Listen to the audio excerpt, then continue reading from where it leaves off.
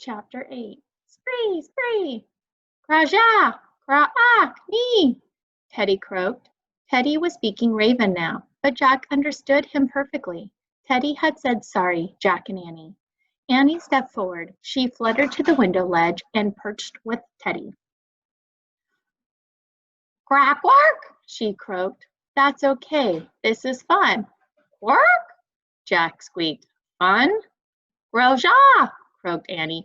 Caspre! Come on, Jack. Let's fly. Annie and Teddy lifted off the ledge and disappeared into the moonlit mist. This can't be real, thought Jack. It can't be real. He looked at his feathers and claws. He stretched out his right wing, then his left. He flapped them both. Before he knew what was happening, he lifted clumsily off the floor and landed on the window ledge. Jack saw Annie and Teddy flying around in the moonlight.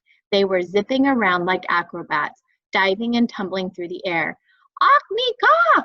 Jack croaked. Annie, come back. Spree, spree! She called. Fly, fly. Achme! Annie rose from a dive. In one easy swoop, she glided up and sat beside Jack on the window ledge. This is so much fun, Jack, she croaked. Don't just sit here. Teddy flew by them. I'm off to the mountaintop, he croaked. Fly with me. Come on, Jack, croaked Annie. She took off after Teddy, swooping through the cool night air. Oh, man. Fear clutched Jack's small raven heart. I have definitely entered the tunnel of fear now, he thought. Merlin's words echoed in his mind. Proceed onward with courage, and you will come out into the light. Jack looked out at the night. He closed his eyes. He jumped off the ledge. Jack was falling. He opened his eyes and flapped. His wings lifted him up. He steadied himself. He hovered in the cold night air, his eyes darting from right to left. He looked down. He nearly fainted. The castle courtyard was far below. Jack flapped wildly. He glided. He flapped again. He glided, flapping and gliding. He climbed higher and higher into the sky. Finally, Jack caught up with Annie and Teddy. They were circling in the air waiting for him. Bark! Jack croaked. Onward! The three of them flew together through the moonlit night, heading for the nest of the Raven King. Except for the swooshing of their wings, they made no noise. They soared up the side of the mountain, past hemlocks and tall pines. They flew through long misty clouds. As they glided toward the mountain's peak, Teddy let out a low croak. Ravens, troops! Jack peered through the night. He couldn't believe his eyes. In the white moonlight, he saw thousands of ravens roosting on rocky ledges. Jack, Annie, and Teddy kept flying. They soared above the troops, higher and higher toward the craggy peak of the mountain. When they reached the top, Teddy let out a squawk. There it is, he croaked, the nest of the Raven King. Chapter 9, A Piece of a Star. Teddy dropped down to a ledge. Jack and Annie followed. Hidden in the shadows, they crouched together, their dark feathers touching. They peered out at the moonlit lair of the Raven King. The king's giant nest was tucked under a rocky overhang. It was made of mud, twigs, and long strips of tree bark. 2 raven sentries were guarding its dark entrance. Okay, Jack softly croaked. What's the plan? Listen carefully, Teddy answered in tiny queaks and caws of raven whispers. He spelled out a plan. I'll distract the guards. Annie, you keep watch at the entrance. Jack, you go into the nest and get the diamond. Then both of you head back to the castle and wait for me there. What about the Raven King? Croaked Jack.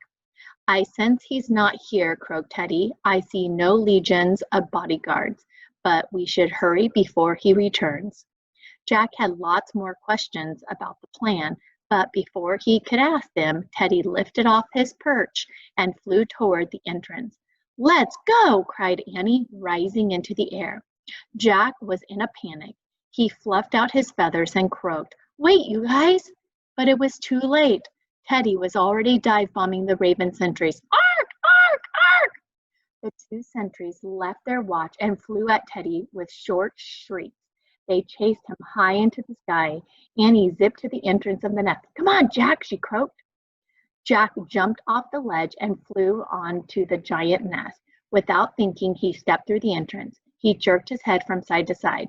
With his raven sight, he saw walls packed with dried mud, animal furs, vines, and sticks. The floor was covered with moss. Jack took a few steps onward. He stopped. He saw no sign of the Raven King. He cocked his head from side to side, listening. All was quiet. Jack looked around the nest. One part of the nest's wall looked different. It was black and shiny. He stepped toward it. He touched it with his beak. It wasn't a wall at all. It was a curtain of feathers. Jack pushed through the feather curtain. Moonlight shone in the space behind it. Heaps of gold and silver coins glittered in the cool light. Pale pearls, emeralds, and rubies shone and sparkled. Amid all the treasure was a blue-white crystal. It was no bigger than a marble, but it shone like a light all its own, like a piece of a star. Jack knew at once the stone was the diamond of destiny. His raven heart thumping, he walked to the diamond and nudged it with his beak. As the diamond tilted, it shot forth beams of brilliant light. Jack! Jack! Annie was calling to him from outside. Greed, grow! They're coming! Jack carefully picked up the diamond with his beak. He felt a surge of strength and courage. Annie called another warning, but Jack wasn't afraid at all. He calmly walked out of the Raven King's nest back into the night. More sentries had been alerted. They were flying toward the mountaintop, cawing madly in alarm. Crack! Crack! Crack! Jack saw Annie perched on the ledge. Hurry, Jack, hurry, she croaked. Annie flew off the mountain. Holding the diamond in his beak, Jack gracefully flapped his wings and lifted into the air after her. As he and Annie sailed down from the mountaintop, a chorus of cracks split the night. Thousands of roosting ravens rose into the sky like a giant black cloud. Their beating wings rumbled like thunder. The cloud of ravens covered the light of the moon. The night was completely black. Spree! Spree! Annie croaked. Fly! Fly! She and Jack glided down through the dark sky toward the Duke's castle. The winged beats of the raven army still thundered above the mountaintop, but none of the ravens were chasing them. They don't know what to do without their king, Jack thought.